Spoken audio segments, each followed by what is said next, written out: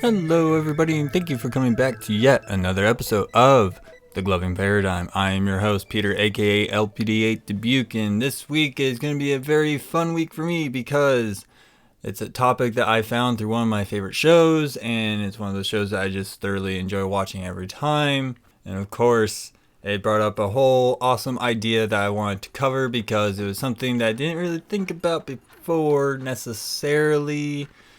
But, you know, things tend to happen that way. So, first things first, let's just get into the episode. But I want to give you guys a huge shout out to everybody who's listened to the last episode. That was the Archetypes of Gloving 201 Conjuring episode. It brought actually quite a bit of people into the fold. You know, I actually got quite a bit more likes from that episode alone. So, to everybody who just newly liked the page, I just want to extend my thanks to you because you guys are amazing. It's just awesome to see people actually listening in and actually enjoying the content that I actually create. And I really do hope that my entire topic on Conjuring was covering and gave it justice enough for people to be interested into the gloving archetypes. So once again, thank you so much for actually liking the page. Thank you so much for actually listening in. It is awesome to see you guys actually listening at all. So, yeah, pretty much thank you. That's pretty much all I'm going to say. So, let's just get into this episode already. Alright, so the topic that I want to cover today came from one of my favorite shows of all time, which is Into the Badlands. It is a fantastic show. If you're a person who likes post-apocalyptic dystopias to deal with martial arts, this show is definitely for you. I absolutely love this show. It's fantastic. It is a great allegorical adaptation from Journey to the West. And it's extremely loose on that term as well, so just keep that in mind. But what brought up this idea was in season 3, there is an episode where a character, which you've been following throughout most of the show, who's referred to as the Widow, has an injury, and she's currently at a place where there is a bunch of monks, or abbots as they are called, and one of them, who is the leader, is known as the Master.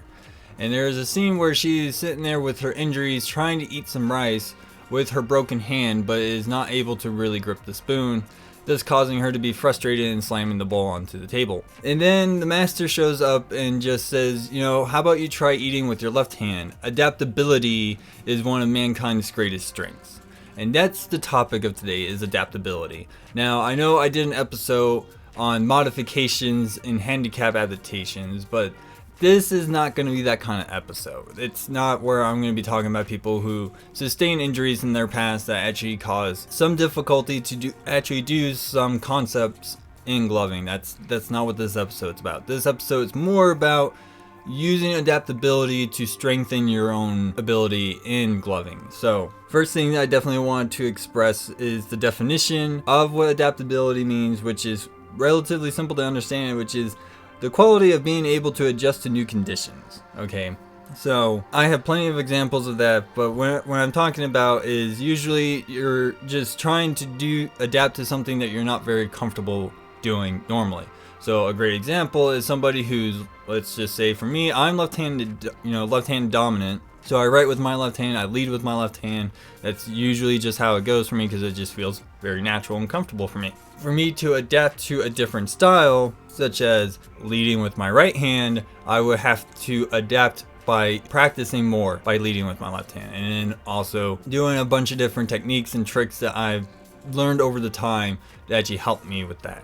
Okay, so some of the examples that I have is, of course, the broken dominant hand. If you broke your left hand, you're going to try to write with your right hand just so you have the ability to write, because I didn't break my left hand, I broke my right hand, thankfully, but I can certainly tell you trying to use my right hand to do anything was just ridiculous. So, having a broken dominant hand, you learn to write with your less dominant hand, thus, putting you in a state of ambidextrous and learning how to operate with both hands. So that's something that I feel is very basic in nature when it comes to gloving, but it is a fundamental thing that I feel like is pertinent for people to understand. Okay, the whole idea that I know a lot of people will say that they like the symmetry and they like seeing symmetry in shows and stuff. Well, how do people learn to be, symmetrical in their performances? Is actually being ambidextrous, in my opinion. If you learn to lead with both hands, then you can have that perfect symmetry, expression, feeling in your performance. So of course, that's just a very basic example. Another good example that I use, and I know this is going to sound a little convoluted, but just kind of bear with me. There is a movie that I saw a long time ago called Firebirds, and she stars Nicolas Cage. I can't remember half of the other cast members at this time, but that's kind of irrelevant at this point. But Nicolas Cage's character is who we need to focus on in this movie. So in this movie, it's a classic military movie. There are a bunch of helicopter pilots. However, when it comes to Nicolas Cage's character, he's left eye dominant, but the equipment that they use in helicopters is for right eye dominant people. So he needed to train his right eye so he can actually use it like how he does with his left eye, so he can actually see through it properly and actually use the targeting system properly. When he was learning how to do that, they had to do some unconventional things to help him with that. So the one example I can actually truly remember that actually helped him is that they blindfolded his left eye, strapped a device on his right eye, which is basically, if you guys remember the little tube thing that had the two mirrors, kind of like a makeshift periscope. That's what they did. They slapped that on him to replicate the targeting system, and then they made him drive a Jeep around the entire base. Okay, that's basically what they were doing to train his eye. That's kind of the idea of adaptability I'm trying to convey here, is that when you have something in that kind of situation, like for Nicolas Cage's character, where he's not right eye dominant, they went through training sessions with him, and of course this was a whole training montage in the movie of him actually training his right eye to be much stronger and being able to use the targeting equipment that they had in the helicopters. Okay, so that's just an example that I thought of when I was writing down this episode. I thought it would be a great example to understand what I mean by adaptability. Now, of course, there's always the classic martial arts blindfold thing where they blind you from using your sense of sight to enhance all your other senses to adapt to using your other senses to combat any combatants that you're dealing with. These are all the examples I can really think of when it comes to adaptability to help convey what I mean by adaptability. Okay, so knowing that stuff, how do we apply this to gloving? Well, there's one very simple way to do that. I'll certainly tell you from my own experience that doing finger shows is one thing, but not all the time does what you can perform in a finger show translate into an actual light show. And the main reason is because if you do a lot of finger shows and not practice with your lights on as normal, it's not going to translate well because you're not used to the lights being there. You're used to just your fingers. So what is one way to actually help you with that is to practice with your lights on. Is to help you adapt to the feeling of your lights being there and how you have your fingers placed and your hands placed and all that jazz. Now, I can certainly tell you that diffusers will add a different little variable to it. I know when I was playing around with domes or popcorns that my lights would tend to shift when I would put my fingers on top of them, usually just because I was so used to using cube diffusers, and I still use cube diffusers just because I like how they keep my lights in place. It's something that I had to learn to adapt to. Of course, I didn't really like the feeling of it, and I didn't really like how my fingers felt when I was doing a lot of the digits and dials and stuff with domes and popcorn diffusers. That's just me. I'm not knocking on those diffusers. It's just, for my kind of style and for my comfortability, I just didn't feel comfortable with them. So I just stuck with cube diffusers, So practicing with your lights on your hands is going to be a great way to help you adapt and be comfortable with when lights are on there. It'll also help you maintain pretty much the precision in your techniques when you have your lights on, because as much as some people say, yeah, it doesn't really make a difference, to me, it makes a huge difference. Okay, between finger shows and actual light shows, it makes a huge difference. So practicing with your lights on your hands is going to be a great way to help you. No, you don't need to have your lights on to practice. You just need to have them on your hands. Okay, you don't have to turn them on. Just leave them off. Save the batteries, basically. Another huge thing that I know a lot of people talk about is, they feel like they only lead with one hand and they want to try to lead with the other. One idea that I've always done is actually record light show videos I do of myself and then mirror the video. So basically you flip the video so it's in mirrored mode. The main reason why this actually works, at least for me it works, is because when you're looking at somebody doing it, you're not necessarily saying, oh, they're leading with their left hand.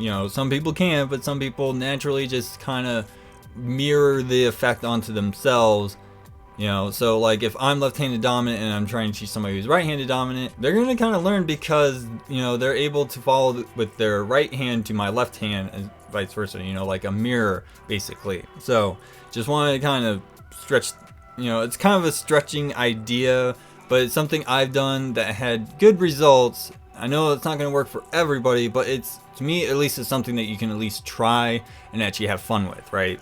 Okay, so using a mirror, a mirror effect on your videos will actually help you relearn all of your concepts and moves with the other hand. Okay, and I know some people are gonna have some difficulty because they want to see the results happen immediately. But when it comes to practice and training, it's a process and it takes time. So the number one thing you're gonna want to have is patience. Okay, just be patient and be diligent on your practicing, and you'll get there. Trust me. That's how it all is. Perseverance is the key to all this. Okay, another great idea to help you when it comes to even, just adapting to using your left dominant hand is actually learning your concepts and practicing them in reverse. So a great way to do that is, again, you can take one of your light show videos and just put it in reverse in slow motion. That way you're actually watching how you're kind of undoing the concepts that you're doing, if that makes any sense. I guess, try to follow me on that, but, learning concepts in reverse is going to help you adapt to different forms and different movements that allow you to actually expand your entire concept palette altogether. Okay, and of course, I'm pretty sure a lot of people have seen this one coming, but it is what it is. Using hand fitness exercises on your left dominant hand is also going to help you adapt to using your left dominant hand more regularly than just leading with your dominant hand all the time. I can certainly say from my experience that it has helped. I will certainly say I still fall into that same category, just leading with my left hand as normal, just because that's just innately comfortable for me. It's something that it's not necessarily I can't quote unquote control. It's just something that I innately do. Okay, and that's totally fine. That is perfectly normal for things like that to happen, because that's just how us as humans are. But again, our greatest strength is being able to adapt to any situation. Okay, so those are the pretty much gloving practices that I have, and then there's of course the non-gloving experimentations that you guys can do. Of course, using something like martial arts philosophy is going to be a good idea, because what does martial arts philosophy really entail? It usually just entails discipline above anything else. The amount of discipline that you put into your craft or into your art is going to expound tenfold on everything, whether it be adapting to using your left dominant hand, adapting to doing things in reverse, adapting things into a mirror form of symmetry, whatever the case may be. Discipline is one of those foundations that martial arts has that help people perfect their art. Okay, and of course, another great idea that I've always used when it comes to non-gloving experimentation is magic tricks, sleight of hand and misdirection, deception, all that jazz. Conjuring uses this to great effect because it's not a gloving related thing, but they're able to pull that into their gloving craft. And that's something I'm trying to convey, is that if you look for outside sources to bring in to gloving to help you facilitate whatever concepts or whatever you're trying to facilitate, it's going to help. Okay, like how Nicolas Cage had a periscope pretty much taped to his right eye and driving a Jeep around the base. Like that's the idea I'm trying to convey with, using, out of the box ideas to help facilitate the training that you're trying to train yourself on. Again, it's all trial and error. You just got to find out what works for you and then work on that. And then once you figure that's working best for you, then you just perfect that training type deal. All right.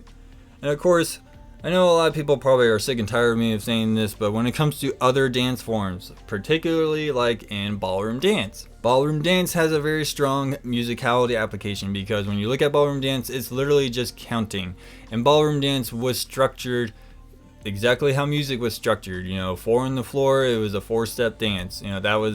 That's how it was. Now, granted, I will certainly say that the waltz is not a 4-step dance. It is a 3-step dance because of how the time signature is for most waltzes is a 3/4 time. Okay, again, I'm not going to get into that. It's a whole musicality video or episode that I can get into later, but just to give you an idea that, you don't have to use everything in ballroom dancing into gloving, is that you can take certain concepts that they use. Like, for example, how ballroom dance is very, very structured to just how music is written and structured. That is something that I feel like everyone can use to bring into gloving to help facilitate with their musicality.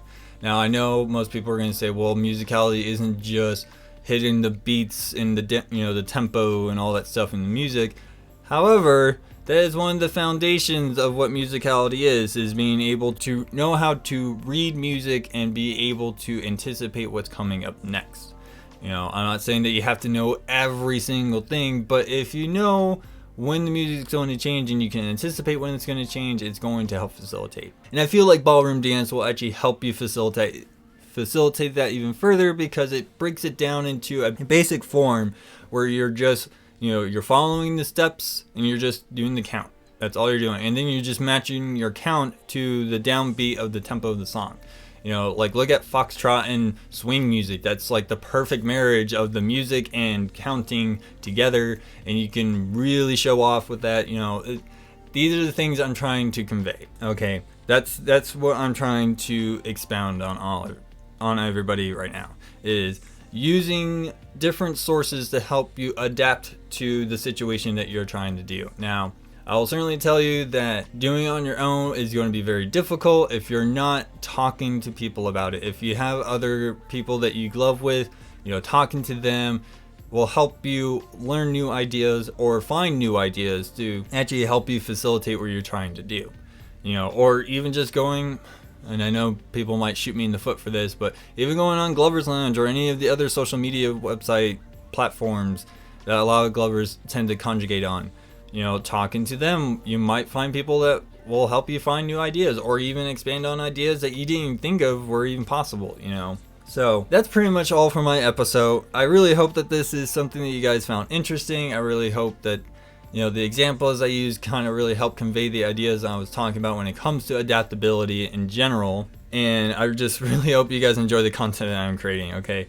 So once again, I definitely want to thank everybody who has liked the page so far. I'm very, very humbled to see that more and more people are bringing themselves into this fold. I will definitely want to take a little bit of this time to express my condolences to the members of Lords of Light. There was some very, very tragic news that we have heard that one of our greatest pioneers and greatest solidifiers of the art of gloving has actually passed away, and that would be LOL Slick. I will certainly say that this guy was a big inspiration to me. He didn't necessarily break new ground all the time. However, as much as people think that's the only thing to be a pioneer on, he helped solidify so much of the gloving craft. He solidified so many of the concept ideas that we have now, and really help pave the way to create new ones.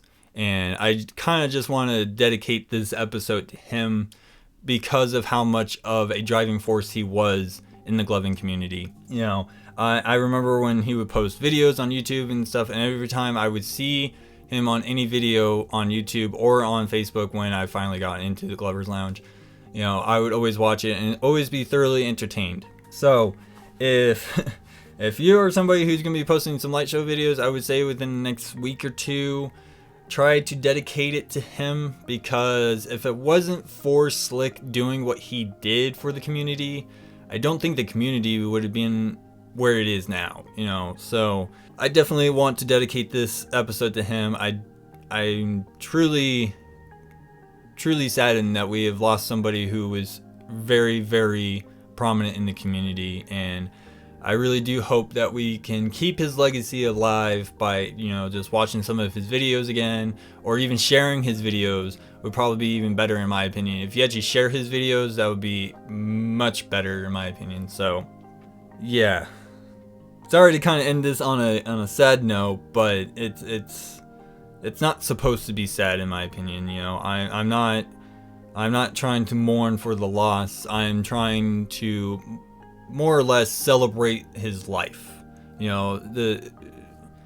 it it's one of those things that I always try to tell people that, death isn't the end, it's just the next step of our journey and all that philosophical stuff. But when it comes to somebody like this that we lose, instead of mourning for their loss, I would much rather celebrate their life and, rejoice in the things that they did. So I do highly recommend everybody who listens to my show regularly to just kind of, watch some of his videos, share his videos is what I would find more important to, help celebrate what he did. So yeah, that's pretty much all I have to say. I'm once again very, very humble and thankful for the people who have liked the show.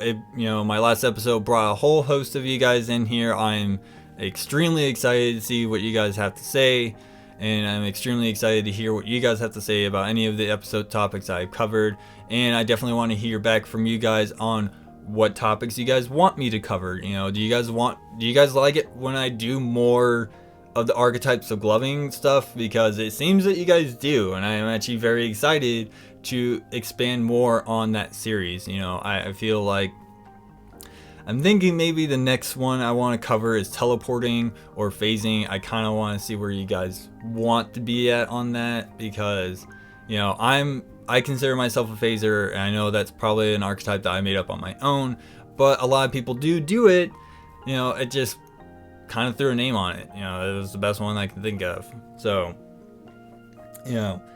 but yes, that is pretty much all for my episode. Once again, thank you guys for listening. I hope you guys have a wonderful, wonderful time on your week, and hopefully you guys find the information that I devolved to you guys to be extremely helpful. So, but that's pretty much it. I am your host, Peter, aka LPD8 Dubuque, and I'll see you guys all next week.